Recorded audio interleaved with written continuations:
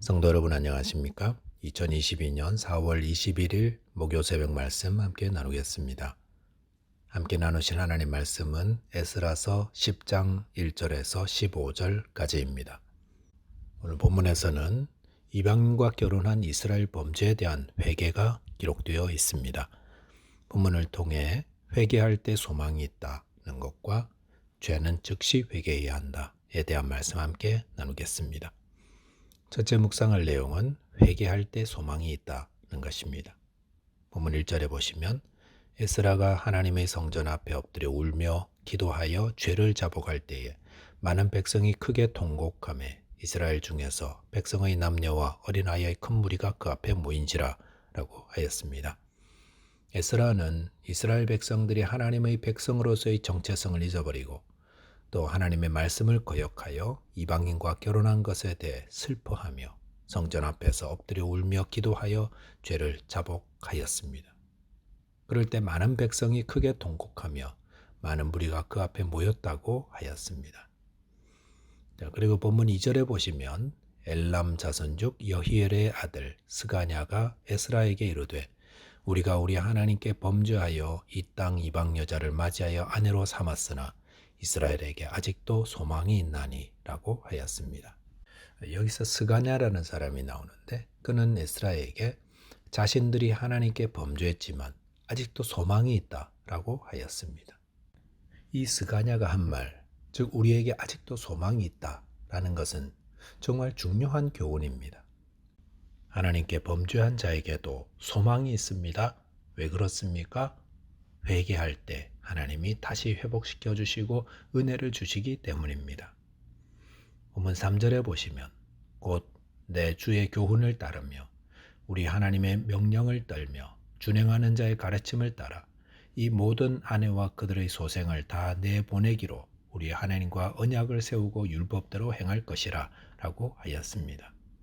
스가냐는 그들 가운데 이방인과 결혼한 자들이 하나님의 명령을 따라 이방인 아내와 그 소생을 다 내보내기로 언약을 세우고 율법대로 행하자 하였습니다. 스가냐의 제안은 너무도 급진적이라 하지 않을 수 없습니다. 아무리 하나님 말씀대로 사는 것도 중요하지만 어떻게 결혼한 아내를 내어보낸단 말입니까?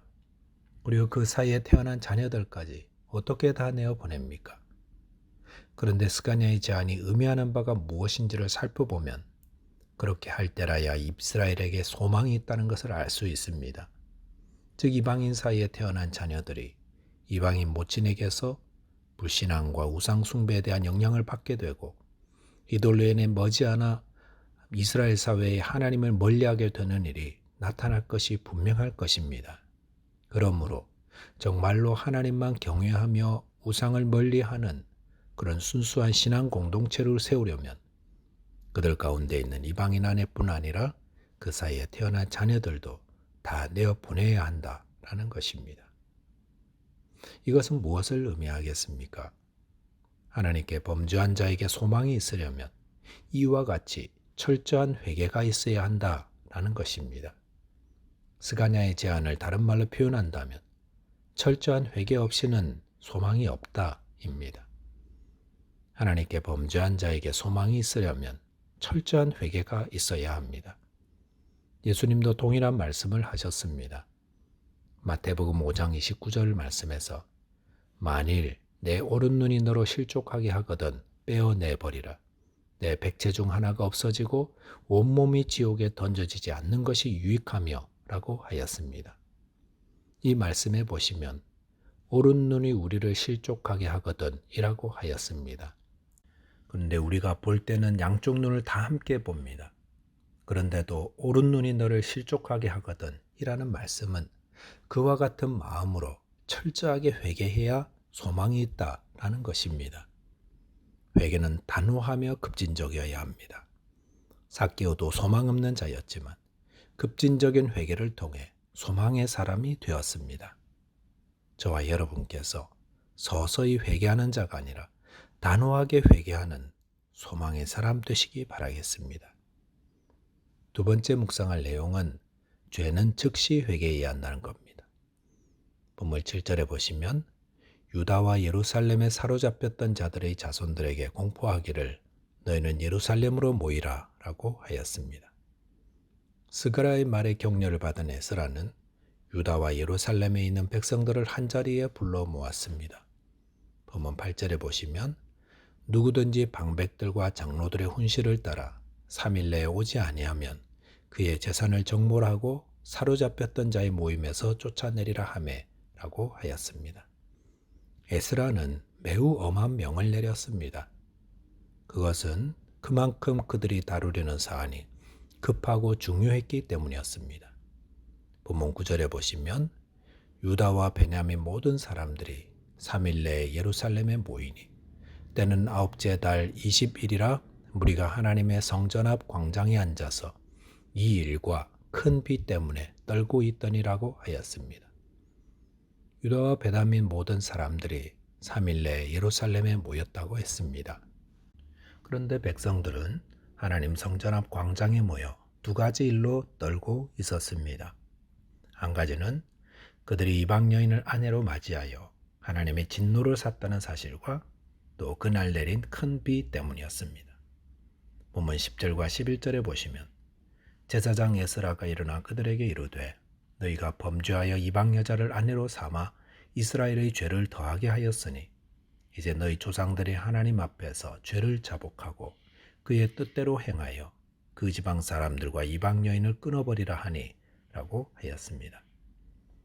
에스라는 백성들에게 그들이 범한 죄에 대해 지적해 주었고 그 죄를 하나님 앞에 자복하고 그 뜻대로 그 지방 이방 사람들과 이방 여인을 끊어버리라 하였습니다. 그럴 때 본문 12절에 보시면 모든 회종이 그대로 행할 것이다 라고 큰 소리로 대답하였습니다. 그런데 거기에 다른 의견을 내는 사람들도 있었습니다. 즉 에스라가 명한 말이 다 맞지만 지금 백성들이 큰 비를 맞고 밖에 서 있기 어려울 정도이니 하루 이틀에 되어질 일이 아니라 하였습니다. 그리고 천천히 시간을 두고 행하자라는 그런 제안이었습니다. 그럴 때 본문 15절에 보시면 오직 아사엘의 아들 요나단과 디과의 아들 야스야가 일어나 그 일을 반대하고 무슬람과 레위 사람 삽부대가 그들을 돕더라 라고 하였습니다. 여기 나오는 요나단과 야스야는 시간을 두고 천천히 하자는 제안에 반대한 자들이었습니다. 이들은 잘못된 죄는 상황과 여건을 보아가며 언제 회개할지 정하는 것이 아니라 바로 당장 지금 이루어져야 한다 라고 주장하였던 것입니다. 그리고 그 일을 무슬람과 삽부대가 도왔다고 했습니다. 본문에 이들의 이름이 소개된 이유가 무엇일까요? 그것은 이들이 하나님이 바라시는 바를 주장하고 진행했기 때문이라 할 수 있습니다. 즉 잘못된 죄에 대한 회개는 비운다고 미루고 상황이 좋지 않다고 미루는 것이 아니라 그것이 잘못되었다고 깨달은 바로 그때 이루어져야 한다는 것입니다. 마귀가 가장 효과적으로 공격하는 무기가 내일 하자입니다. 용서하는 거 당연히 해야 하는데 오늘 말고 내일 하자. 분노하는 거 그것도 내일부터 잘하고 오늘까지는 일단 내 기분대로 하자. 하나님 말씀에 불순종하는 거 오늘까지는 내 하던 대로 하고 내일부터 순종하는 멋진 삶을 살자. 이렇게 내일로 미루는 일 얼마나 많이 했습니까? 그리고 그 결과는 죽도 밥도 안 되고 그냥 아무것도 이루어지지 않았다는 겁니다. 회개도 순종도 즉시 하는 겁니다. 마음에 이게 죄라는 생각이 든다면 바로 즉시 그 자리에서 회개해야 합니다. 설거지하다가 죄 지은 것이 생각난다면 그 자리에서 회개해야 합니다. 운전하고 계시면 차를 한 곳에 세우고 주님께 죄를 고백하며 회개해야 합니다. 이렇게 즉시 죄를 회개할 때 하나님의 회복의 은혜가 임하게 됩니다. 말씀을 정리하겠습니다. 하나님께 범죄했더라도 회개하면 소망이 있습니다. 그 회개는 즉시 해야 합니다. 미루지 마십시오.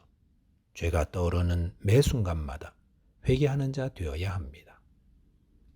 기도하겠습니다. 하나님 아버지, 범죄한 저희 안에 회개의 영을 더하여 주옵소서. 죄가 생각나게 해주시고 양심이 가책을 받게 해주셔서 회개함으로 하나님의 은혜를 있게 하시고 미루지 말고 즉시 회개하도록 인도하여 주옵소서. 우리 주 예수 그리스도 이름 의지하여 기도하옵나이다. 아멘. 오늘도 믿음 안에서 승리하는 하루 되시기 바라겠습니다. 감사합니다.